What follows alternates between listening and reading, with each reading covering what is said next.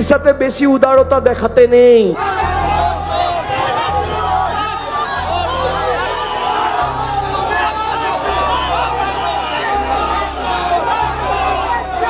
এবার 4 তারিখ ডিজে বাজবে, তৈরি থাকো।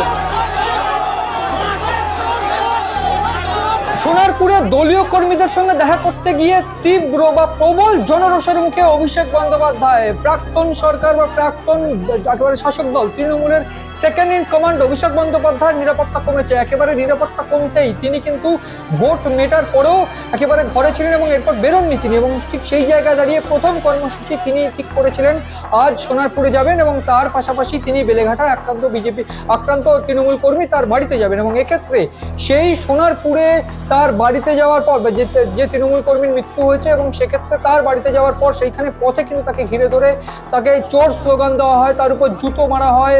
শুধু তাই নয়, তাকে বাসতে গিয়ে হেলমেট পরতে হয় এবং সেই হেলমেটের উপরে ডিম ছোড়া হয় এবং তার পাশাপাশি তাকে ইট এবং রীতিমতো চূড়ান্ত ধস্তাধস্তি এবং হেনস্থার মুখে পড়তে হয় অভিষেক বন্দ্যোপাধ্যায়কে। অভিষেক বন্দ্যোপাধ্যায় কার্যত সেইখানে গিয়ে কিন্তু একেবারে চূড়ান্ত ধস্তাধস্তির মুখে পড়েন এবং সেই জায়গাতে পুলিশ এবং কোনো রকম ভাবে কোনো সিকিউরিটি ছিল না বলে তিনি অভিযোগ করছেন। ইতিমধ্যে যেটা বলে রাখতে চাইবো যে প্রবল জনরোষ, যেটা সাধারণ মানুষ তারা তাকে ঘিরে ধরছেন এবং সেই জায়গায় দাঁড়িয়ে কেন রাস্তা তৈরি হয়নি, কেন সাধারণ মানুষকে একেবারে বঞ্চনার মুখে রাখা হয়েছিল এবং কেন আরজি করার ঘটনায় তিনি জাননি। আজ এই যে তৃণমূল কর্মীর বাড়িতে এসেছেন তাকে চোর বা তাকে একেবারে চূড়ান্ত দুষ্কৃতী বলে অভিহিত করছেন এই সাধারণ মানুষের, এবং কেন সেইখানে তিনি গেলেন এই প্রশ্ন কিন্তু তোলা হচ্ছে। এবং তার পাশাপাশি এই গোটা ঘটনায় যে চিত্রটা একেবারে প্রকাশ্যে আসছে, যে সাধারণ মানুষ কিন্তু তীব্র ক্ষোভ একেবারে দাগাচ্ছেন এই অভিষেক বন্দ্যোপাধ্যায়ের বিরুদ্ধে। অভিষেক বন্দ্যোপাধ্যায়কে ঘিরে শুধু চোর স্লোগান নয়, তাকে জুতো মারা থেকে শুরু করে তাকে ইট মারা, তাকে পচা ডিম বা ডিম ছুঁড়ে মারা, এই চিত্রগুলো কিন্তু আজ দেখেছি আমরা। গতকাল দেখেছিলাম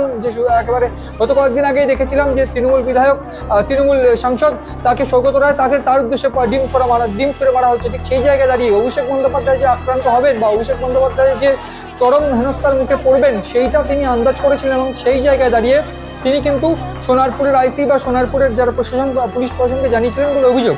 সেই জায়গায় দাঁড়িয়ে তিনি এই মুহূর্তে এই যে তৃণমূল কর্মী রাজু তার বাড়িতেই রয়েছেন এবং সেই জায়গা থেকে অভিযোগ করছেন যে কোনোভাবে আইসি বা কোনোভাবে পুলিশের দেখা সেখানে ছিল না। ঠিক সেই জায়গায় বলে রাখতে চাইবো যে তৃণমূল কর্মীরা তাকে বাঁচানোর চেষ্টা করেন, ঠিক সেই ধস্তাধস্তিতে তার জামা ছিঁড়ে যায় এবং শুধু তাই নয়, তার হেলমেট পরে নেওয়ার চেষ্টা করা হয়, তাকে রীতিমতো চরম হেনস্থার মুখে পড়তে হয়। এই যে প্রবল জনরোষ, সেই জনরোষের মুখে কার্যত আক্রান্ত হন তিনি। ঠিক এইটাই কিন্তু একেবারে গুরুত্বপূর্ণ এই মুহূর্তে। এবং তার পাশাপাশি বলে রাখতে চাইবো যে সাধারণ তৃণমূল কর্মীরা ছিলেন সেইখানে, তাদেরকে উদ্দেশ্য করেও কিন্তু চোর স্লোগান, তাদেরকেও কিন্তু একেবারে চূড়ান্ত ধস্তাধস্তির মুখে পড়তে হয়। কানাই থেকে শুরু হয় অভিষেক বন্দ্যোপাধ্যায়কে নিয়ে।